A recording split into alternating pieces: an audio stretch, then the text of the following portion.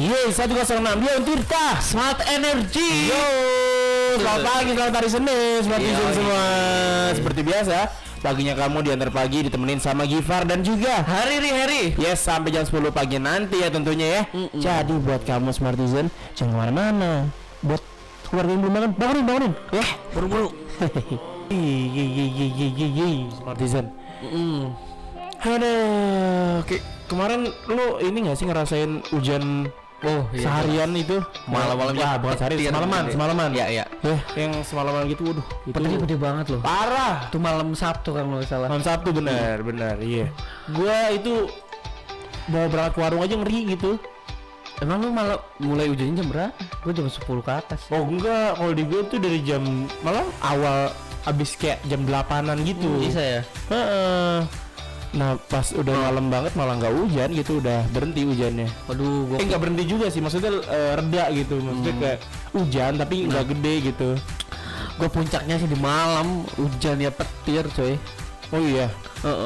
Itu di Cilowong tuh ya, daerah daerah Gunung Sari itu longsor bahkan. Oh iya. Iya longsor Waduh, itu beberapa bener. jam jalannya ditutup. Jadi kalau mau ke Serang tuh muter dulu. Iya. Lewat apa Ciomas itu ke Palima. Waduh. Kasian banget loh. Parah ya, jadi keren juga. Waduh, kita udah kayak dunia lain nih. Gak apa-apa. Jadi Smart Vision nih ya. Sekarang gua bakal ngasih tahu info cuaca nih ya. Menurut BMKG di hari ini Ya. di Provinsi Banten kira-kira bakal seperti apa nih siang nanti Her ya? Gimana Her? Wah, ini pas ada hujan-hujannya, meskipun ada yang ringan, ada yang sedang. Semuanya tapi diguyur Semua hujan ya. lagi nih bener. Lagi kayak mungkin lagi mulai musimnya deh. Harusnya sih berhenti ya, harusnya bulan Maretnya harusnya udah berhenti ya. Oh iya bener sih, Udah April lagi. Bener. Harusnya tapi karena memang Karena cuaca kan kadang tidak menduga-duga ya. karena mungkin pemanasan global gitu. Waduh, konspirasi banget. Jadi bikin nggak beraturan gitu. Kalau dulu kan katanya bisa ketebak tuh ya, kalau Maret udah seret hujannya. Awal tahun baru Iya biasanya bener. Nah kalau siang nanti emang diperkirakan bakal diguyur hujan semua nih Smart Vision ya. Tapi intensitasnya beda-beda. Ada yang sedang, ada yang ringan. Tapi ya itu mau sedang mau ringan kamu harus tetap waspada. Maksudnya mempersiapkan gitu ya. Iya, benar banget. Apa sih si jas hujan, jaket, gitu-gitulah, payung. Ya. Terutama nih yang cewek yang paling bener, lu punya cowok yang udahlah punya motor matic aja, motor Beat. Ya percuma gitu motor cowok lu keren tapi misalkan motor Ninja atau motor Satria ya. Tapi sambil hujan bisa becek terus Spakbornya kotor badannya kan dia kan. Iya. Biasanya sih motor-motor trail tuh yang kotor tuh. Iya, motor Ninja juga biasanya. Iya, soalnya nggak ada spakbornya. Percuma cowok lu keren tapi ujung-ujungnya ngotorin lu. Ngotorin maksudnya kan tadi tuh kalau becek-becek.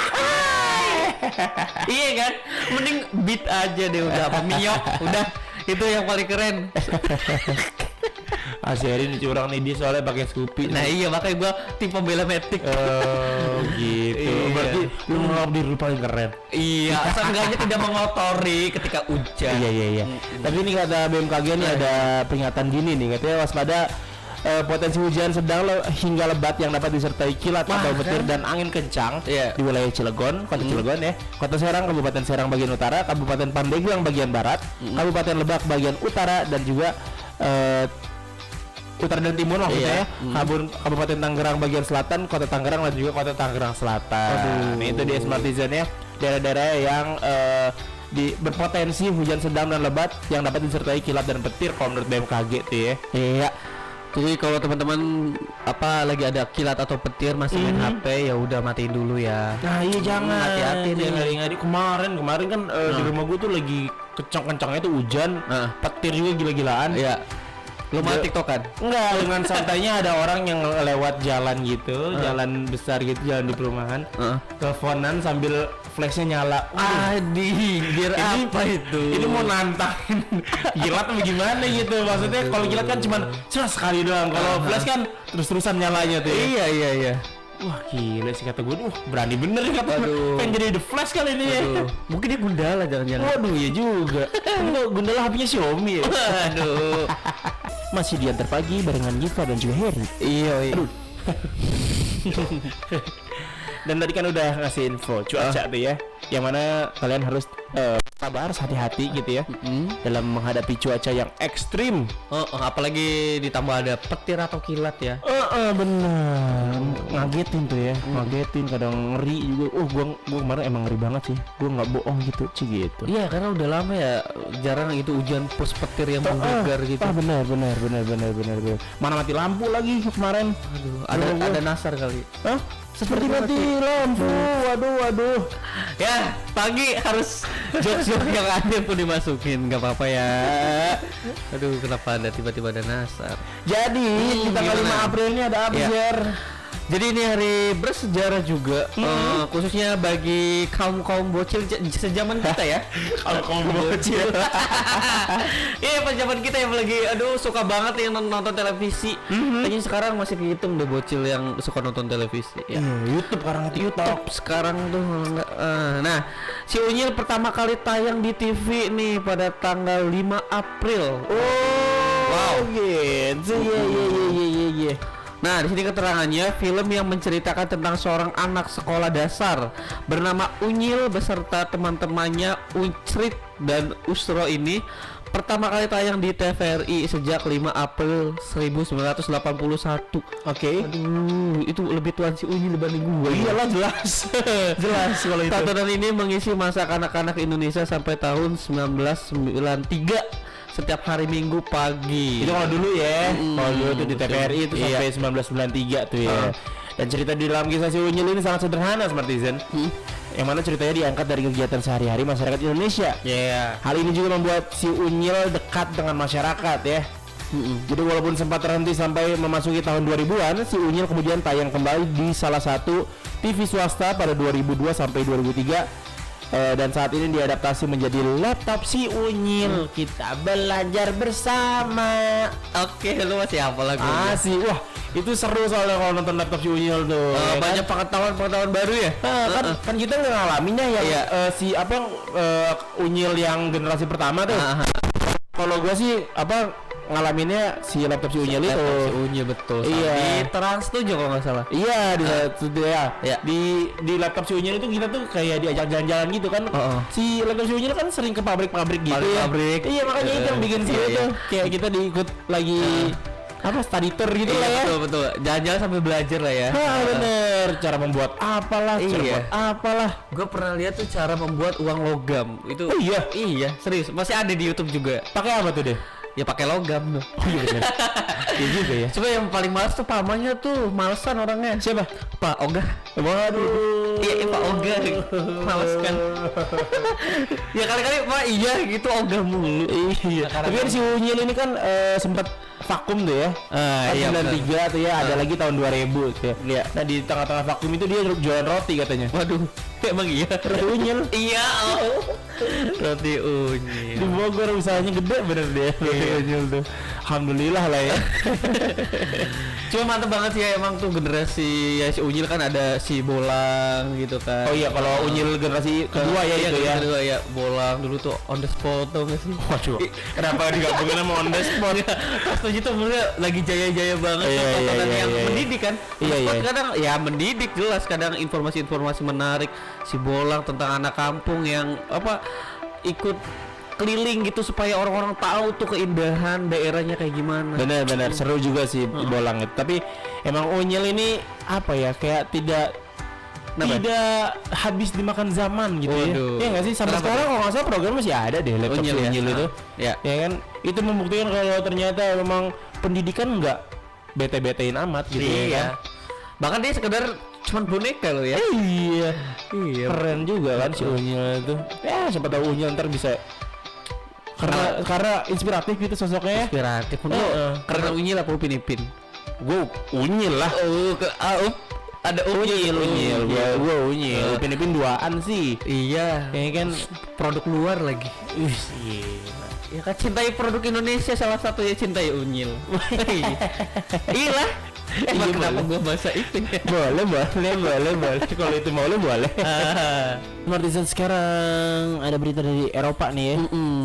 Jadi ada Uni Eropa yang memprotes atau mengkritisi penambahan tentara Rusia di perbatasan Ukraina. Waduh, sedang manas nih sepertinya nih ya.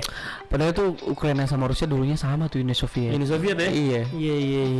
Jadi negara beda-beda dan negara kecil-kecil. Enggak, Rusia tetap gede sih. Wah, Rusia gede parah. Iya, kan dulu lebih gede banget kalau Uni Soviet. Benar. Apa nih beritanya dunia kali ya berarti? Waduh. Jadi Uni Eropa kritisi Rusia atas upaya-upaya mengganggu kedaulatan wilayah di dekat perbatasan Ukraina ya. Ada kepala kebijakan luar negeri Uni Eropa Josep Borrell yang mengatakan pihaknya memahami kekhawatiran Ukraina atas penambahan penempatan militer di sekitar perbatasan dua negara tersebut. Hal tersebut dilontarkan Borrell usai menelpon Menteri Luar Negeri Ukraina Dmytro Kuleba. Waduh, mantep banget nih. Borrell juga nih mengatakan ya bahwa dia berbicara dengan sejumlah pejabat tinggi kebijakan di Ukraina dan para menteri luar negeri negara-negara Eropa lainnya. Sebuah pertemuan bulan ini. Nah, dia bulan ini tuh ngobrol tuh sama para pejabat, yakni menteri luar negeri di seluruh negara-negara di Eropa. Nah, sebelumnya Ukraina menuding Rusia sengaja menumpuk belasan ribuan personel militer di perbatasan dengan negara tersebut. Itu pun mengingatkan Ukraina pada masa pencaplokan Crimea oleh Rusia. Oh, sempat dicaplok tuh ya daerah Ukraina, Crimea namanya. Ya, jadi pasukan Rusia ini dilaporkan mendekati wilayah Donetsk dan Lugansk di timur Ukraina. Jadi menurut laporan intelijen Ukraina, pasukan Rusia dan pemberontak memperkuat koordinasi dan diperkirakan bakal menggelar serangan pada pertengahan April. Nah, kekerasan di kawasan timur Ukraina yang dikuasai pemberontak yang didukung Rusia kembali meletup pada pekan ini nih Smart Citizen. Jadi dilaporkan 20 tentara Ukraina meninggal dan 57 lainnya terluka dalam kontak senjata dengan pemberontak sejak awal 2021. Padahal kedua belah pihak sudah menekan perjanjian gencatan senjata nih ya. Namun kesepakatan itu dinilai rapuh. Jadi Zelensky lantas meminta bantuan kepada sekutunya Amerika Serikat untuk menghadapi Rusia. Zelensky ini kalau nggak salah presiden Ukraina deh. Tahu nggak sih ceritanya presiden Ukraina ini adalah seorang komedian? Tahu gak? Iya. Tahu. Itu komedian pertama yang jadi presiden. Iya, keren ya. Jadi dari sitkom dia di sitkom itu jadi presiden juga soalnya kan ya. Jadi beneran. Gokil juga sih ya. Semoga nggak ada perang-perang lah ya. Ya, Ukraina Rusia nih. Ya menurut gua karena emang Ukraina itu sekutunya Amerika aja, makanya jadi rivalnya Rusia. Oh iya juga kan? sih. Iya. Pokoknya yang jadi sekutunya Amerika Serikat itu adalah musuh Rusia. Ya untung kita Indonesia dari negara non blok ya, jadi tidak memihak salah satu negara manapun. Iya benar. Jadi ya masa zaman sekarang udah perang-perang aja sih. Iya sih udah sih ya. Saingan sehat aja gitu ya. Iya kan segala macamnya bisa kalau zaman sekarang tuh apa istilahnya kalau apa? Kalau pengganti perang tuh kayak apa sih? Konferensi? Apa sih bukan konferensi? Apa ya? Ya musyawarah kali ya, diplomatik. Iya jadi masalahnya nggak harus pakai senjata gitu. Betul, kasihan kalau pakai senjata mah gitu. Banyak warga sipil yang dikorbanin gitu ya. Iya, takutnya makin meluas banyak korban warga sipil gitu yang nggak tahu apa-apa gitu yang hidup santai-santai aja. Apalagi kalau main rudal-rudal atau nuklir. Waduh, jangan deh. Bapak perang dunia ketiga deh. Jangan sampai. Jadi gimana nih Her? Berita nasional kali ini. Iya, berita. Pagi-pagi kita ngomongin korupsi kelas kakap nih. Joko Chandra, kan? Gimana? Iya, Joko Chandra yang sempat viral kemarin tuh. Di akhirnya bisa diringkus juga. Dia pengusaha Joko Chandra akan menjalani sidang vonis di Pengadilan Tindak Pidana Korupsi Jakarta hari ini. Senin tanggal 5 April 2021. Joko Chandra didakwa menyuap 2 jenderal polisi buset. terkait penghapusan namanya dari daftar pencarian orang atau DPO. Wah, bisa begitu ya? Iya tuh jadinya Nepolon tuh yang viral kemarin pas lagi sidangnya dia malah joget TikTok. Buset. Serius loh. Lu cari deh di YouTube ada deh dia. Alah. Jadi Joko Chandra ini merupakan terdakwa terakhir yang divonis dalam kasus ini ya. Karena sebelumnya pendiri grup Mulia itu dituntut dengan pidana penjara selama 4 tahun dan denda 100 juta rupiah, subsidiar 6 bulan kurungan. Nah, Joko Chandra ini dinilai terbukti telah menyuap 2 jenderal polisi terkait pengecekan status red notice Ya. dan penghapusan namanya dari DPO di Direktorat Jenderal Imigrasi Kementerian Hukum dan HAM. Waduh. Dan dia melalui rekannya Tommy Sumardi ini memberikan uang kepada bekas Kepala Divisi Hubungan Internasional Kadif Hubinter Polri Irjen Napoleon Bonaparte Benar. sebesar $200 Singapura, $200.000 dan juga $370.000. Iya. Buset. Beliau juga kemudian kepada Mutan Kepala Biro Koordinasi juga dan pengawasan PPNS Bareskrim Polri Brigadir Jenderal Prasetyo Utomo sebesar $100.000. Buset. Gede banget ya. Buset. Nah, selain itu Joko juga menyuap mantan Kepala Sub Bagian Pemantauan dan Evaluasi 2 pada Biro Perencanaan Jaksa Agung Muda Bidang Pembinaan Kejaksaan Agung Pinangki. Nah, ya Pinangki Sirna Malasari untuk pengurusan fatwa Mahkamah Agung atau MA. Iya. Dan fatwa itu untuk meloloskan Joko Chandra ya. Iya. Dari pidana kasus korupsi hak tagih. Wah, ini yang kacau juga sih emang kasusnya ya. Maksudnya sampai-sampai ada konspirasi kalau si gedung apa itu kebakaran gitu ya. Gedung Jaksa itu, gedung kejaksaan kebakaran itu ada peran beliau juga. Katanya ya. Ya itu orang hebat banget, bayangin tuh 2 jenderal disuap. Iya, daftar pencarian orang dicari kehapus. Buset, sampai itu kan jaksanya siapa? Pinangki itu ya. Iya. Buset. Sampai yang waktu pas jadi jaksa nggak pakai kerudung, pas udah ketangkep pakai kerudung. Iya. Biasanya gitu orang apa sih preman segala macem pas udah apa lagi tuntutan gitu ya pakai peci. Iya pasti begitu. Iya, ya moga-moga bener tobat lah. Iya. Semoga aja ya. Iya bener. Jadi katanya Joko Chandra ini mengaku siap dihukum apabila terbukti bersalah melakukan suap sebagaimana dakwaan dan tuntutan jaksa penuntut umum. Dia mengklaim niatnya pulang ke Indonesia telah dimanfaatkan sejumlah pihak untuk menipu dirinya katanya nih. Iya. Dan Joko Chandra diketahui telah berada di luar negeri selama 11 tahun sebelum akhirnya ditangkap di Malaysia tahun lalu. Aduh, buset. 11 tahun ya. Oh, 11 tahun berarti gua masih SD kayak. Masih SD dia udah korupsi tapi dia udah tinggal mewah-mewahan di Malaysia. Kamu masih SD sih? 11 tahun yang lalu masih SD? Kayaknya sih. Sekarang berapa umur? 22. Iyalah 12 tahun. Oh, SMP dong. 11 tahun. 11 tahun. Ya SMP lah berarti. SMP. Iya, SMP kelas 1. 11 tahun SMP. SMP ya. Bukan kelas 6 ya? Kita masalah debat tahun-tahun gua. Ini lagi Joko Chandra loh. Maksudnya gini, korupsi 11 tahun tidak tercium oleh pihak kepolisian itu luar biasa sih. Pasti ada orang dalam banget. Orang dalamnya dalam banget. Ya orang jenderal yang disuap aja. Iya sih. Gak bakal ada yang berani ya. Makanya ya kita lihat aja nanti perkembangan kasusnya bakal seperti apa nih. Iya, harusnya dia itu lebih viral daripada guys cuman ke Bali, dia ke Malaysia 11 tahun lagi. Yang bikin viral tuh guys tuh masalahnya bukan masalah dia ke tempat tenisnya itu ya kan atau ke Bali gitu. Lagunya bukan apa? Pakai wig. Iya, dia tuh mesti nanggung ya kalau mau dia tipu-tipu pakai oplas kayak gitu ya. Pakai wig belah tengah lagi ya Allah. Ada aja. Pakai kacamata. Iya, tapi emang koruptor ini merugikan negara, masyarakat Indonesia nih tentunya ya. Iyalah, dia tuh parasit di negeri ini. Parasit nih.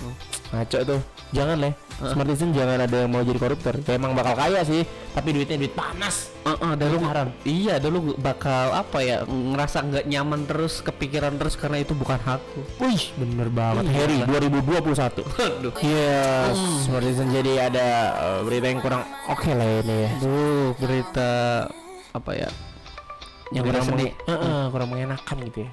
Karena Provinsi Banten ini menjadi penyumbang tertinggi kematian harian akibat virus COVID-19 dengan total 338 kematian. Pun pasien positif COVID-19 hari ini juga terbanyak dari Banten dengan 3.501 kasus di Smartisan. Waduh. Semoga pendengar itu bukan bagian dari situ ya. Kalaupun ya cepat sembuh. Iya benar. Jadi Kadinkes Banten Ibu Ati Pramuji Astuti menanggapinya kalau ternyata itu adalah data lama yang baru masuk ke aplikasi New All Record. Gitu. Jadi saya yang bener gimana nih? Jadi temanya bingung nih. Jadi menurut Ibu Ati yang juga menjabat sebagai jubir Satgas COVID-19 Banten itu terjadi perbedaan data antara pemerintah pusat dengan Pemprov Banten ya. Jadi khusus angka positif, dia berkata jumlah sebenarnya lebih banyak dibandingkan data yang ada di Satgas Covid pusat. Iya. Nah, Ati menuturkan sejak 30 Maret 2021 pemerintah pusat sedang menyamakan data dengan Pemprov Banten. Penambahan kasus baru positif COVID-19 di Indonesia per minggu tanggal 4 bulan April ini sebanyak 6.731 kasus. Dari jumlah itu total pasien terkonfirmasi mencapai 1.534.255 pasien. 255 pasien masa. Ya, pokoknya itu jutaan ya. Iya. Nah, Banten di posisi pertama menambah pasien positif harian dan kematian. Angka positif Banten hari ini 3.501 kasus dan 338 kematian. Gitu. Iya. Kalau udah ngomong-ngomong kematian tuh Ngeri ya? Ngeri ya. Iya Covid lah. ternyata banyak bikin apa ya, kematian orang ya, meskipun dalam Covidnya ada penyakit-penyakit lainnya juga gitu. Iya sih. Ya, apapun itulah ya. Pokoknya kita berdoa semoga Banten bebas dari COVID-19 gitu. Iya.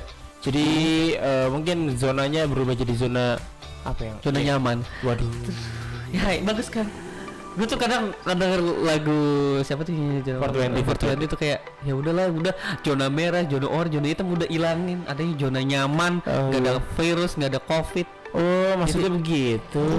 Begitu tuh. Zona nyaman aja. Berarti zona nyaman tuh sama dengan zona hijau dong ya? Kenapa itu? Zona hijau kan aman. Iya, kirain ada hal-hal lain. Nggak ada. Ya itulah pokoknya. Moga-moga cepat selesai. Iya, coba semoga apa ya, kasus perhariannya nggak banyak gitu ya si COVID-19 di Banten ini. Jadi buat Smartizen nih ya, sekali lagi kita selalu ngingetin. Iya dong, jelas. Kalau misalnya kamu pengen keluar nongkrong sama teman, ketemu siapa misalnya orang-orang penting gitu, atau ketemu siapapun yang berkerumun, kamu harus tetap menjalankan protokol kesehatan. Iya betul. Ya kan, pakai masker kamu, jangan lupa cuci tangan, jangan lupa jaga jarak juga. Nah, untuk kaum kalian yang dermawan gitu biasanya untuk membagikan apa ya, sebagian rezekinya, tapi ya taat protokol lah. Jadi percuma kan dapat nasi kotak tapi kena virus. Waduh. Iya. Jangan sampai ya. Sampai kan karena pengen ngasih orang gitu, orang-orang pada kerumunan diatur sedemikian rupa. Iya benar. Jangan sampai baik Anda malah menambah kasus COVID-19 di Provinsi Banten loh. Jangan sampai lah ya. Apa sih berita viral apa sih emang? Iya tadi itu hewan mirip cacing keluarkan cairan seperti akar, buset dah. Hah, gimana? Padahal cacing kan lunak ya, apa kulit gitu, akar kan keras. Nah, sebuah unggahan video mengenai binatang berbentuk seperti cacing yang saat disentuh mengeluarkan zat seperti cairan dalam tubuhnya viral di aplikasi berbagi pesan TikTok. Nih anak TikTok pasti tahu banget nih. Yo. Postingan tersebut diunggah oleh akun TikTok bernama Mana Kau Pigi. Aduh. Kenapa namanya begitu dong? Hingga kini postingan tersebut telah disukai lebih dari 54.300 pengguna dan mendapat 476 komentar warganet. Absurd banget padahal. Jadi katanya peneliti di Puslit Oceanografi Lembaga Ilmu Pengetahuan Indonesia atau LIPI, Inayat Al-Hakim ini menerangkan kalau hewan dalam video viral tersebut adalah Nemertea. Aduh. Iin juga menjelaskan binatang tersebut pada zaman dahulu diklasifikasikan sebagai cacing atau takson Vermes ya, karena memiliki bentuk yang memanjang. Tapi setelah perkembangan ilmu pengetahuan dan penelitian, klasifikasi hewan si Nemertea ini tidak lagi termasuk dalam takson Vermes. Selain karena takson yang sudah tidak digunakan lagi, ya kan? Jadi lebih lanjut, Iin menjelaskan kalau Nemertea bukanlah hewan yang beracun sebagaimana disampaikan dalam video. Oke. Jadi adapun cairan yang terlihat keluar sebagaimana di video adalah perekat untuk melawan musuh atau predatornya tuh ya. Iya. Coba gue penasaran apa tadi Nemertea ya? Nemertea. Oh, iya bener ada, boy. Apa sih ini? Oh, coba lihat gambar-gambarnya. Iya. Sorry ya yang mungkin yang lagi live tidak tahu gambarnya, mungkin cari sendiri ya. Lihat aja sendiri ya. Kayak cacing sih ini ya. Iya. Oh, kayak gini cairannya. Iya. sensitif kayak kayak akar gitu ya. Cuman nggak bentuknya bukan kerasnya. Bener bentuknya itu kayak banyak gitu bercabang gitu kayak seperti usus ya boleh ya. Iya. Ya tapi Banyak yang jelas lo kalau misalkan bikin TikTok kalau lu nggak ada ilmu di bagian itu lu nggak usah kasih statement apapun kayak misalkan ini beracun segala macamnya. Iya, jangan. Iya nggak sih? Itu juga kata tadi itu yang dari Lipi itu bahwasanya ya dia nggak beracun. Nggak beracun, itu cuma buat perlindungan diri dia buat melawan predatornya gitu ya. Atau musuhnya gitu ya. Iya, jadi tapi itu mungkin ini salah satu trik buat FYP gitu maksudnya. Kan TikTok tuh ngejar FYP kan. Iya, bener sih, bener. Ya. Dia bilang beracun tuh biar pada komen, enggak kok nggak beracun kalau gitu. Iya, bener. Tapi gara-gara TikTok yang gini-gini nih, maksudnya Lipi sampai turun tangan gitu ya. Ya bagus biar ada kerjaan. Lipi ya banyak kerjaan orang penelitian, ya kan. Ditambah harus ada TikTok ini. Klarifikasi kayak gini-gini nih ya kan, ngurusin yang kayak gini-ginian. Iya. Aduh. Ya itu udah sedikitnya lah ya. Yang jelas takutnya yang bener-bener urgent gitu ya. Jadi di TikTok tuh kadang menjelaskan hal-hal yang di luar nalar, bahkan dia nggak ada basic ilmunya di situ. Bener sih. Iya. Karena memang itu ya, balik lagi dia nyari sensasi, nyari viralnya itu sih. Kalau bisa sih kalau misalkan kamu kontennya yang edukasi ya cari dulu riset dulu yang benar. Iya. Ya kan jangan sampai apa yang kamu bagikan itu malah bikin merugikan orang lain ya. Malah pusing orang gitu ya kan. Iya. Yang bener mana nih dari gitu. Ya gitulah. Jadi kalau pengen viral ya udah sih kayak Aldi Taher aja udah. Jadi nggak ngerugiin gitu ya. Kalau kita lagi mumet ya udah nonton Aldi Taher. Di jam 8 nih. Jam 8 lewat sih ya. Kalau misalnya jam 8 biasanya kita ngapain sih? Biasa kita akan bahas-bahas info-info menarik dong buat smart agent di rumah. Dan kemarin kan lagi rame batu ya di media sosial tuh. Ada Om Deddy yang diserang dan Mbak Luna Maya juga diserang ya. Serang karena apa? Luna Maya. Jadi gara-gara ada salah satu postingan video gitu. Iya.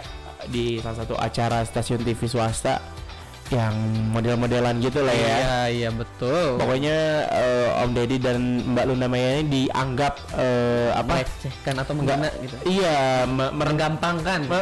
Gitu, meremehkan lah ya. Meremehkan benar. Meremehkan si apa yang dialami sama si model ini gitu. Nah, yang dialami sama si model ini adalah eating disorder atau gangguan makan. Iya betul. Ya, jadi apa sih eating disorder teh, guys?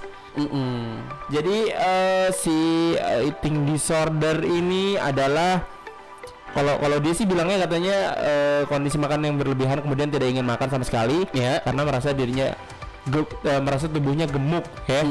Tapi kata Deddy Corbuzier pada di tayangan itu ya katanya mereka berdua tuh tidak menanggapi hal dengan baik gitu si Deddy sama Mbak Luna Maya ini. Katanya Ilen bilang kalau dia sempat mendapatkan bully dan body shaming ya di dunia model karena tubuhnya gemuk gitu ya.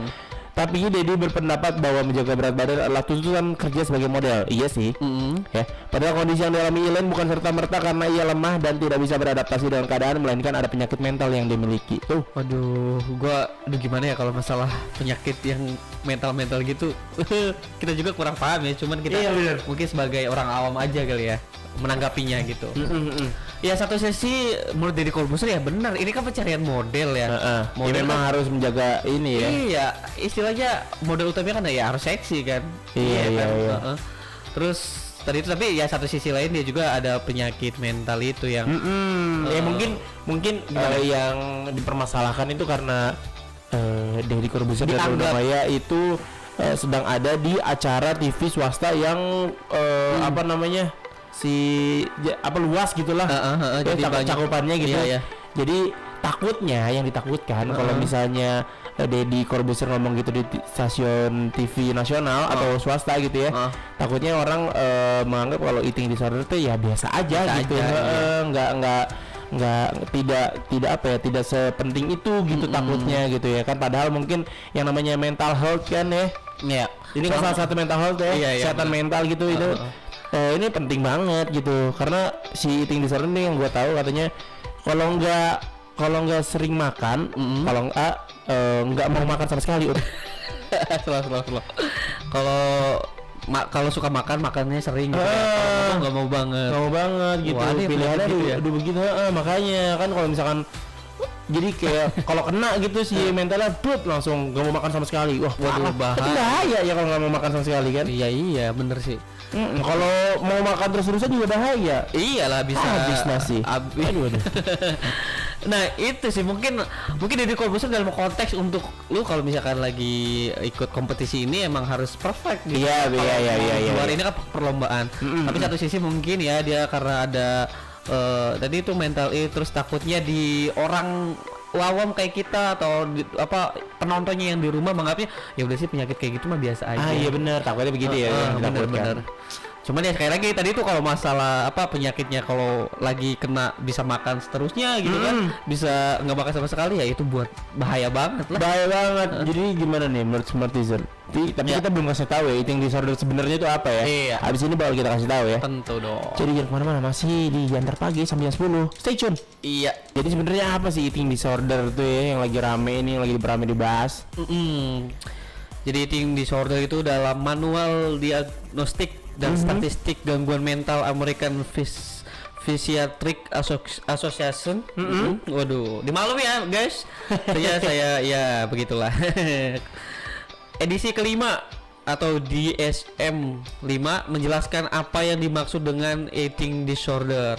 Eating disorder atau gangguan makan adalah serangkaian kondisi psikologis yang menyebabkan berkembangnya kebiasaan makan yang tidak sehat. Nah, melansir Healthline, gangguan makan yang terjadi saat seorang mengalami eating disorder ini bisa dipicu mulai dari obsesi pada makanan, berat badan atau bentuk tubuh. Dengan kata lain, eating disorder adalah kondisi kesehatan mental yang ditandai dengan obsesi terhadap makanan atau bentuk tubuh. Kan?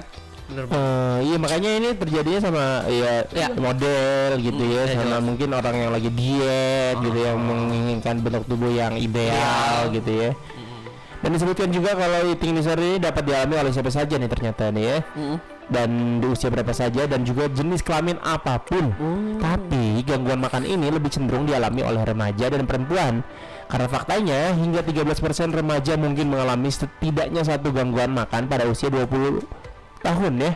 Adapun gejala yang akan dialami ini beda-beda ya pada setiap individunya ya. Tapi sebagian besar mengalami gejala seperti pembatasan makanan yang parah, makan berlebihan, atau perilaku buang air kecil seperti muntah atau olahraga berlebihan. Sampai eating disorder ini menjadi kondisi kesehatan mental yang kompleks dan seringkali memerlukan intervensi ahli medis dan psikologis untuk mengubahnya. Bahaya nih. Ngeri juga ya. Gue pengen tahu dong pendapat lo kalau soal misalkan bentuk tubuh lo sendiri kayak gimana? Apa lo punya ideal? Punya ideal sendiri gitu? Ya bentuk ideal kan yang pasti kita maksudnya nggak jauh-jauh gitu ya. Maksudnya kayak enak dilihat aja sih intinya ya. Kalau gue sih kalau orang gitu yang ngeliat gue masih enak ya aman gitu. Kalau misalkan kayaknya lu kegendutan deh kayaknya, wah tuh kadang suka kepikiran juga. Soalnya kalau ngaca lagi mana ngeliat perut, wah emang kegedean sih kayaknya gitu. Nah iya, tapi cuman kan lu bukan berarti lu bakal harus kayak aduh kepikiran terus. Iya. Bakal diet terus diet betul. di luar batas gitu, lu nggak makan 7 hari ya itu penyakit juga. Bener nggak boleh. Jadi kalau lu misalkan ngerasa insecure gitu dalam tubuh lu, ya lu program diet yang normal aja, nggak tapi susah ya kalau orang mungkin udah ada penyakitnya itu ya harus disembuhin mulai dari mindsetnya diubah gitu kan. Betul. Itu yang jelas. Kalau misalnya masih kayak normal aja gitu, maksudnya kayak ya pengen diet aja mah nggak apa-apa gitu. Tapi kalau misalnya udah kena eating disorder kayak gini kan udah nggak baik gitu ya kan. Iya. Ini masalahnya ke mental gitu berarti. Cuman jangan karena lu karena gua kan punya penyakit ini lu nggak ngerasain, enggak, maksudnya mindset lo aja yang harus diubah. Iya gitu, bukan berarti lo tidak makan seterusnya lu bakal diet terus jadi body lu bakal bagus, enggak, lu bisa meninggal. Iya, tipes yang ada makin banyak biaya keluar ya kan. Iya itu dong ya, mindsetnya diubah. Jadi jangan mengatasnamakan karena gua kan penyakit ini ya mungkin enggak langsung berubah, cuman ya pelan-pelan. Atau gitu. Mungkin ya paling bener ya datang ke psikolog atau psikiater sih ya juga ya, karena memang ini kan kesehatan mental gitu. Takutnya kalau misalkan kamu curhat ke orang-orang yang tidak kompeten di bidangnya malah dikasih saran-saran yang kurang oke. Iya. Gitu ya kan. Saran yang paling terbaik sih yang bisa kita kasih tahu ya itu datang ke psikolog atau psikiater ya. Gimana caranya apa namanya? Gimana? Memulihkan ini Iya, gitu iya, ya kan. Penyakit itu ya. Karena pasti ada obatnya atau ada caranya gitu ya. Dan kita juga misalkan ya kita ngerasa ya normal-normal aja segini gitu ya. Kadang tuh ada orang yang tiba baru datang gitu, kok lu gendutan padahal baru. Nah itu dia. Ya, itu attitude yang harus dijaga. Ya betul, itu basa-basi yang paling basi itu ya. Iya. Basa-basi yang paling enggak sih itu tuh. Lu kok kurus banget sih sekarang? Kita misalnya 4 tahun nggak ketemu, pas pertama kali ketemu lagi body yang diomongin, wah gila sih orangnya nanya sehat apa enggak minimal itu dulu ya gitu ya. Apa kabar sibuk apa gitu ya. Ini langsung kok lu gini-gini aja sih, wah udah gila. Kok hidung lu tambah 2 sih? Waduh, jadi 4 serem. Kok kepala lu ada banyak? Ya itulah jadi basa-basi yang bahkan bikin sakit hati. Iya, jangan sebagian orang. Iya, janganlah, jangan kayak gitu ya. Itu kalau misalnya kayak gitu tuh parasitnya sih. Iya, betul. Parah sih. Ya Allah, kok lu gendutan? Ya jadi hilang deh. Parasit banget lu gitu. Ya, sekarang kita mau kasih tahu apa sih kira-kira sebenarnya yang bisa menyebabkan orang mengidap penyakit eating disorder ini ya. Bener banget. Jadi apa tuh Her? Ada apa aja sih? Jadi menurut para ahli nih, eating disorder bisa terjadi pada siapa saja dan ada banyak faktor yang memicunya. Pertama yakni genetik. Udah jelas, udah pasti ya. Betul. Kadang mayoritas banyak penyakit itu dimulai dari genetik atau keturunan. Penyebab pertama yang diyakini oleh para ahli adalah faktor genetik atau keturunan. Hal ini terlihat dari hasil studi kembar. Dalam studi ini, anak kembar yang dipisahkan saat lahir sengaja diadopsi kepada keluarga yang berbeda-beda. Namun hasilnya memberikan bukti bahwa eating disorder atau gangguan makan menunjukkan adanya kemungkinan turun-menurun. Penelitian ini menunjukkan bahwa satu anak kembar mengalami eating disorder dan begitupun pada satu anak lainnya. Studi juga menyebutkan 50% merasakan hal yang sama. Gitu. Tapi ini anak siapa ya yang kira-kira diadopsi sengaja gitu? Maksudnya kembar tapi langsung dipisahin gitu kan ini kan? Iya ya, jadi kasihan juga ya. Jadi bahan percobaan ya. Jadi buat penelitian. Waduh. Ya moga-moga sih karena emang nggak ada orang tuanya aja. Iya. Ya. Lanjut. Selanjutnya ada kepribadian. Ini ya. Jadi faktor kepribadian ini selain genetik ya atau keturunan. Kepribadian ini penyebab eating disorder. Ya. Yang mana secara umum neurotisme, perfeksionisme atau impulsif adalah 3 ciri kepribadian yang menjadi paling sering dikaitkan dengan resiko lebih tinggi mengalami eating disorder. Itu katanya tuh ya kepribadian. Neurotisme apa dari neurotisme? Itu bahasa ilmiah sekali. Kalau perfeksionisme kayaknya emang mencintai kesempurnaan. Kesempurnaan aja. Iya. Lanjut ada juga nih tekanan bentuk atau berat tubuh. Seperti yang diceritakan Elaine di acara tersebut ketika dia mengalami eating disorder, di saat yang sama juga merasa tertekan. Saat itu Elaine sudah masuk ke dunia profesional industri permodelan nih. Dunia selalu diingatkan untuk tetap bertubuh kurus. Para ahli menyebutkan dalam kasus yang parah, gangguan makan atau eating disorder ini memang dapat menyebabkan konsekuensi kesehatan yang serius dan bahkan dapat mengakibatkan kematian. Waduh, serem amat ya jika tidak ditangani. Nah, ini pun sempat dialami oleh Elaine saat kesehatan mentalnya terganggu oleh pengaruh eating disorder. Ia sempat memiliki keinginan atau pemikiran untuk bunuh diri. Waduh, tuh emang kayak gitu kalau misalnya kesehatan mental tuh paling pahitnya itu sampai-sampai ke sana gitu menghabisi nyawa sendiri gitu ya. Duh ngeri bener ya. Seperti Senin terakhir ini ada struktur otak. Jadi para ahli menemukan perbedaan struktur otak dapat memicu eating disorder. Jadi perbedaan dalam struktur otak atau biologi nyata juga berperan dalam perkembangan gangguan makan. Secara khusus nih ya, tingkat serotonin dan dopamin di otak mungkin menjadi faktor eating disorder, tapi diperlukan lebih banyak penelitian untuk memahami lebih lanjut lagi nih ya. Jadi belum terlalu dalam nih kalau misalkan soal si struktur otak ya. Tapi emang tadi penyebabnya ada 4 ya tadi udah kita kasih tahu. Yang paling nggak bisa dilawan tuh genetik kali ya susah itu. Susah ya. Itu faktor keturunan sih. Cuman ya bukan berarti nggak bisa diobati. Iya betul. Tetap juga bisa gitu. Bisa pasti bisa lah ya. Efek pribadi juga karena pengen sembuh.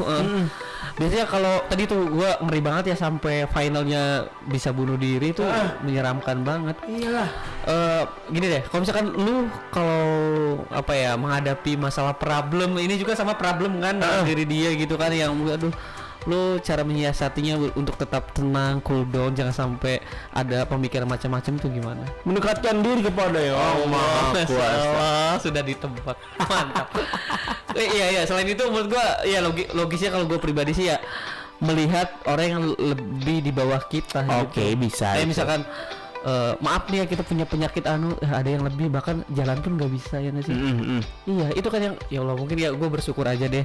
Ada yang mungkin kalau misalkan lu maaf nih ya nggak ada tangannya, yang lain mungkin ada nggak ada semuanya, tangan kaki ada yang tetap semangat hidupnya. Iya benar. Bahkan ada tuh nggak ada tangan nggak ada kaki dia ikut atlet kayak taekwondo gitu loh.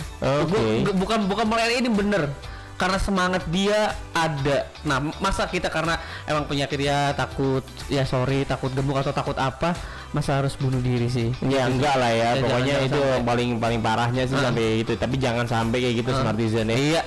Iya maka dari itu kamu kalau bisa sih ya mungkin apa ya cara menanggulangi maksudnya ya kayak cara apa namanya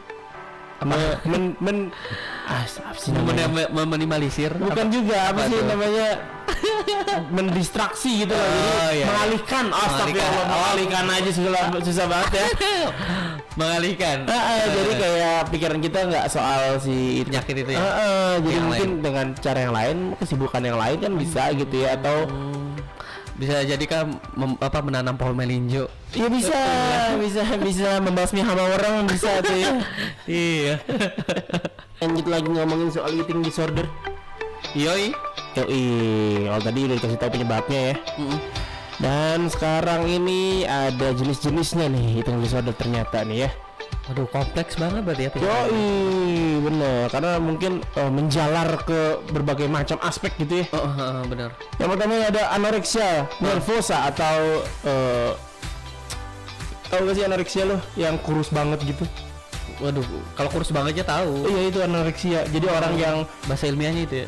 Kalau misalnya terobsesi dengan badan yang kurus gitu, yang kurus kerempeng. Jadi sampai tulangnya.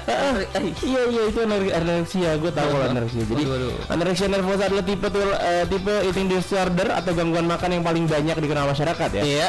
Umumnya gangguan makan atau eating disorder tipe anorexia ini berkembang selama masa remaja atau dewasa muda dan cenderung mempengaruhi lebih banyak wanita daripada pria. Nah, orang dengan anorexia biasanya menganggap dirinya kelebihan berat badan padahal mereka sangat kurus. Penderita anorexia ini cenderung terus-menerus memantau berat badan mereka, menghindari jenis makanan tertentu dan sangat membatasi kalori mereka nih Smartisan ya. Iya, selanjutnya ada bulimia nervosa. Nah, ini apa nih? Enggak tahu nih, Bang. Sama aja dengan anoreksia, tipe eating disorder ini atau gangguan makan bulimia ini nervosa juga cenderung banyak diderita oleh mereka dalam masa remaja dan awal masa dewasa. Serta banyak dialami oleh wanita. Bulimia nervosa ini sangat berlawanan dengan anoreksia. Ini berlawanannya nih. Oke. Jika penderita anoreksia sangat membatasi konsumsi pangannya, maka penderita bulimia seringkali makan makanan dalam jumlah yang sangat banyak dalam jangka waktu tertentu. Gitu. Nah, namun setelah makan mereka akan membersihkan asupan tersebut dengan muntah. Dengan muntah paksa loh. Puasa serta konsumsi obat pencahar. Nah, diuretik, enema dan olahraga berlebihan. Waduh, nyampe 2 kali dong. Iya. Awalnya enak-enak, makan banyak, terus malah dimuntahi secara paksa. Bisa. Aneh. Selanjutnya ada binge eating disorder ya. Ini adalah orang dengan binge eating disorder akan makan secara teratur, tapi tidak terkendali dalam mengkonsumsi makanan dalam jumlah besar dalam waktu singkat tentunya ya. Tapi mereka tidak membersihkan diri atau memaksa mengeluarkan asupan tersebut. Kalau bulimia ini kan makan segala macam dikeluarin secara paksa. Kalau si binge ini enggak ya, jadi didiemin aja, makan aja terus-terusan gitu. Selanjutnya ya ada Pisa atau Pisa tulisannya ya. atau Pika ya nggak tahu lah ya ini ya. Adalah gangguan makan yang cenderung menginginkan dan memakan zat non makanan. Nah, penderita Pika atau Pisa ini membutuhkan zat non makanan seperti es, kotoran, tanah, kapur, sabun, kertas rambut, kain, wol, kerikil, deterjen atau tepung maizena. Nah, gangguan ini dapat menyerang anak-anak, wanita hamil dan individu disabilitas mental. Oh, ini makanan aneh-aneh nih ya. Iya. Kecenderungan untuk memakan hal-hal yang seharusnya tidak dimakan berarti ini. Kalau es sih masih oke lah. Iya, yang lainnya sabun, kertas rambut. Aduh. Selanjutnya ada gangguan ruminasi atau rumination disorder. Iya. Jadi orang dengan kondisi gangguan ruminasi umumnya akan memuntahkan makanan yang baru saja mereka telan. Kemudian mereka mengunyahkannya lagi dan menelannya atau memuntahkannya. Wah, Nah, ini menjorok dong. ini mah aduh apa ya? Iya jorok ini mah. Enggak banget lah ya itu ya. Aduh ya Allah. Nah, terakhir nih ada avoidant atau restrictive food intake disorder atau disingkat GGA.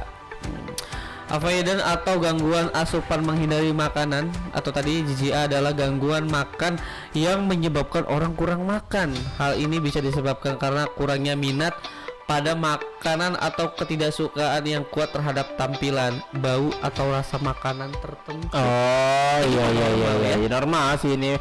Ini banyak Maksudnya, yang dialami oleh masyarakat kita ya, banyak ya. Ya termasuk kita juga gitu. Kayak misalnya Lu apa deh misalkan makanan dari bentuk atau dari bau? Lu enggak suka? durian nggak bisa tuh bau durian, nggak bisa. Gue nggak suka durian. Waduh. Jengkol juga enggak. Karena baunya ya. Baunya. Kalau bentuk apa ya bentuknya? Bentuk gue sih kayaknya bentuk nggak ada, kecuali emang sekarang ada makanan yang aneh gitu ya. Ada bentuk makannya kayak kepala manusia gitu kayak. Memang ada ya? Oh iya tuh, iya tuh. Iya nggak sih? Kayak Kepala sapi tuh masih lo ada. Iya. Ada kepala sapi gua. Wah kayaknya nggak bisa. Tuh sekarang makan iya gitu. gitu. Coklat tuh bentuknya jadi apa sih? Kayak jantung. Oh iya. Terus baru kayak apa ya? Meskipun Itu mah dibuat sedemikian rupa gitu ya. iya kayak unik-unik gitu. Cuman kita sebagai apa ya? Normal gitu ya, meskipun itu tahu coklat tapi bentuknya kayak jantung manusia, usus.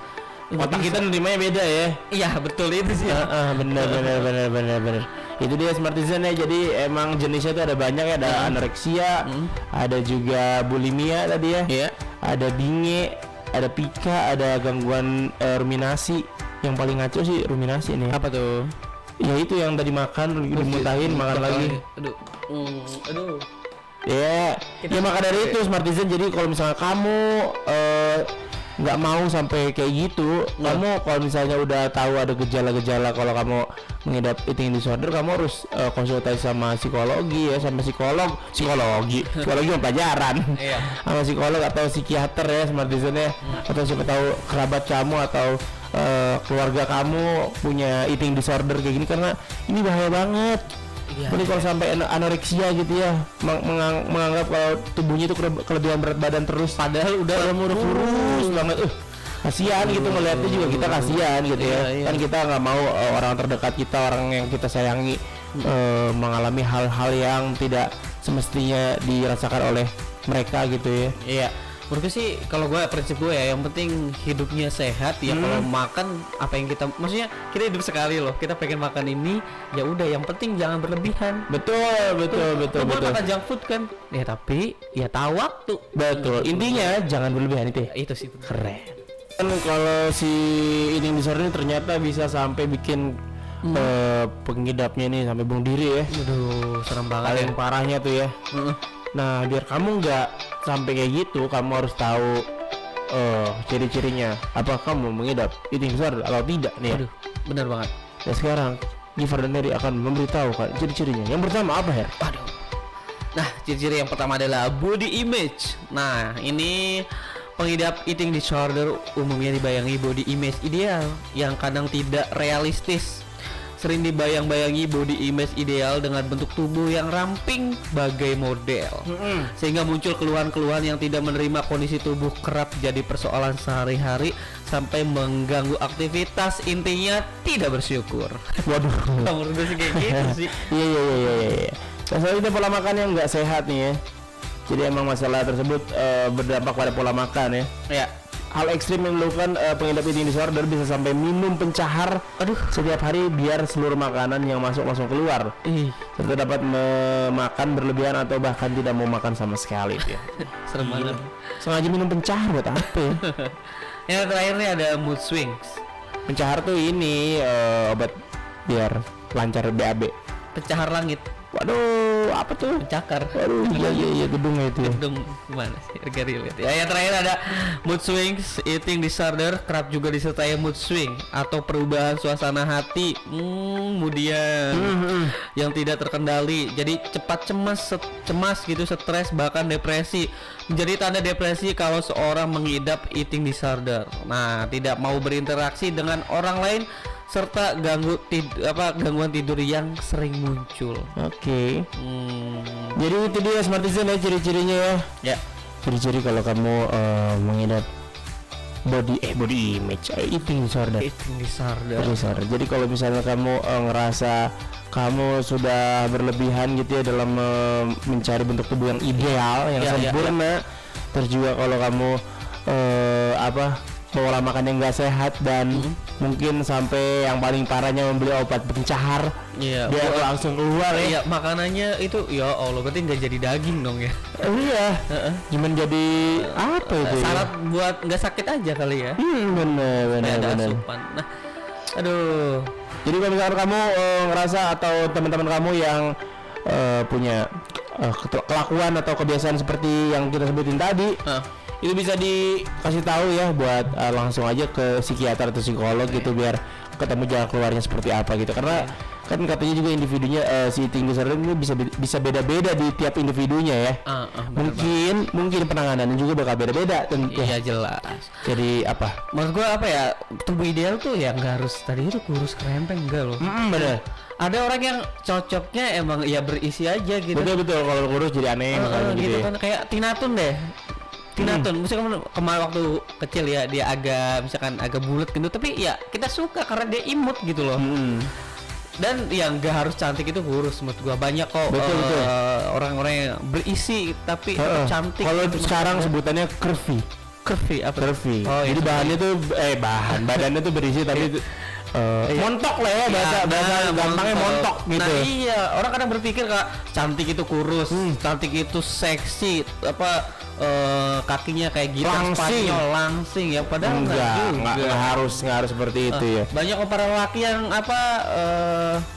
kriterianya yang nggak harus bener-bener kurus, yang berisi juga ada. Banyak. Makanya banyak banget kategori kan kalau di web itu. Apa tuh? Di website ketenaga kerjaan. Iya. Yes, Smartisan. Ini siapa yang suka banget sama film Love for Sale nih ya? Buat lo yang ngikutin banget Love for Sale dari yang satu sama yang kedua. Dan ternyata nih bakal ada spin-off toko Arini yang bakal dijadiin film ya. Dan udah selesai digarap nih Smartisan. Mantep nih. Jadi gimana nih Her? Jadi toko Arini dalam sequel film Love for Sale akan hadir dalam sebuah film spin-off. Della Dartian masih dipercaya untuk memerankan sosok wanita misterius tersebut. Iya dong, harus dong Della Dartian dong. Hal tersebut telah dikonfirmasi oleh CEO V-Cinema Anggi Dwi Sasongko. Nah, V-Cinema sendiri merupakan rumah produksi yang sebelumnya menaungi film Love for Sale pertama dan Love for Sale kedua. Dan Della juga sebagai pemeran Arini merasa senang karena tokoh yang diperankan dikembangkan menjadi satu cerita terpisah. Ya, dia bilang kalau spin-off ini telah lama direncanakan ya. Dan spin-off ini berjudul Arini by Love Inc. Ini sedang dalam proses persiapan produksi. Yang mana Della Dartian juga menyebut sosok Arini di film baru ini akan berbeda dengan karakter yang nampak di film Love for Sale dan juga Love for Sale 2 nih. Wah, penasaran aja gue nih. Ya gue sih. Lu udah pernah nonton Love for Sale? Aduh, enggak sepenuhnya sih, cuman ya tahu filmnya itu di atas 17 tahun kan. Iya sih. Iya banyak adegan gitu ya. Enggak banyak, enggak tahu berapa banyak juga. Biasa aja sebenarnya. Itu soal orang yang butuh kasih sayang terus akhirnya ditinggal begitu aja. Si Gading kan ya dulu. Iya, yang pertama Gading, yang kedua Adipati Dolken. Karena yang ketiga kira-kira siapa nih? Yang ketiga nggak ada, ini kan spin off. Oh iya. Spin off, jadi film beda ini. Ini ngisahin si ceweknya, salah satu tokohnya gitu. Iya, si ceweknya yang jadi ceweknya. Oh iya. Ya. Arini. Kalau misalkan di film ADC tuh si Mili dan Mamet. Itu spin off. Iya, gue baru inget. Benar. Jadi salah satu tokoh dibuat filmnya gitu. Iya, dibikin cerita terpisah gitu lah ya. Jadi buat lo semua yang menunggu atau seneng banget sama film Clover Cell ini, ditunggu aja ya. Terutama yang suka tokoh Arini ini. Wah, parah sih. Ini kita mungkin ntar kita bakal dikasih tahu sebenarnya Arini ini kemana sih ngilangnya gitu ya. Jadi ditunggu aja ya, kayak apa ntar filmnya. Oke, udah ketawa aja. Ada apa nih? Tidak, lucu saja gitu kan. Kalau tadi udah ada info seputar film, sekarang kita ngasih info seputar musik nih ya. Yoi. Jadi ada apa, Her? Ada di HIBI. Ini panjang singkatan apa gimana ya? Singkatan kayaknya ini ya, HIBI ini ya. Oh, benar. Umumkan merger dengan perusahaan dibalik dibalik Justin Bieber dan Ariana Grande. Oke. Dua artis legend. Nah, HIBI tadi itu apa sebutannya? HIBI, HYBE aja udah HYBE aja. HYBE ini yang dulu dikenal sebagai Big Hit Entertainment telah bergabung dengan perusahaan Scooter Braun. Nah, Ithaca Holdings. HYBE ini mengungkap anak perusahaan mereka Big Hit American mengakuisisi 100% saham. Nah, dari Ithaca Holdings. Termasuk dalam akuisisi adalah berbagai properti seperti SB Project atau proyek Scooter Braun, di mana di dalamnya ada Justin Bieber dan Ariana Grande, dan label Grootskon Brokesta Big Machine ya. Dan juga Scooter Braun ini bergabung dengan jajaran direksi direksi dari HIB ini ya, dan Scott Borchetta akan tetap menjadi CEO label grup Big Machine tersebut dengan jajaran eksekutif dan artis dari Ithaca Holdings, yang mana mereka berpartisipasi dalam peningkatan modal HIBE. Dan mereka membuat hubungan mereka akan semakin diperkuat. Kebetulan kedua perusahaan ini melibatkan jajaran artis termasuk ini artis keren banget nih. BTS, TXT, Seventeen, bukan Seventeen di Indonesia. Bukan. Takutnya yang pendengar jangan-jangan gabung lagi. Bukan. NUS, Girlfriend, G-Friend ya. Zico. Ada apa lagi? Ada Enhypen, ada Justin Bieber, ada Ariana Grande, ada J Balvin, Demi Lovato, Thomas Red, Florida Georgia, ada Line, Lady A, dan dengan pergabungan ini HBA berencana untuk mempercepat masuknya artis mereka ke Amerika Serikat melalui keahlian Ithaca Holdings di pasar Amerika Serikat. Yes, benar banget. Jadi semakin besar ya peluang buat artis-artis Korea ini berarti ya yang ingin meniti karir di Amerika. Ya kan mungkin nanti nggak cuman BTS aja nih yang bakal tampil di Grammy gitu ya. Siapa tahu nanti ada TXT, ada Seventeen atau G-Friend atau Zico mungkin ya. Kita tunggu aja nanti bakal seperti apa. Siapa tahu ada Killing Me Inside. Waduh, siapa tahu ada Gamawan atau Dadali Tirta Smart Energy. Udah mau jam 10 dan waktunya Gifar dan Heri harus pamit nih. Terima kasih udah dengerin dari jam 6 ya. Besok kita ketemu lagi. Iya, di waktu dan jam yang sama. Bener, mohon maaf kalau misalnya banyak salah-salah kata. Gifar pamit, Heri pamit, Diantar Pagi pamit. Bye bye.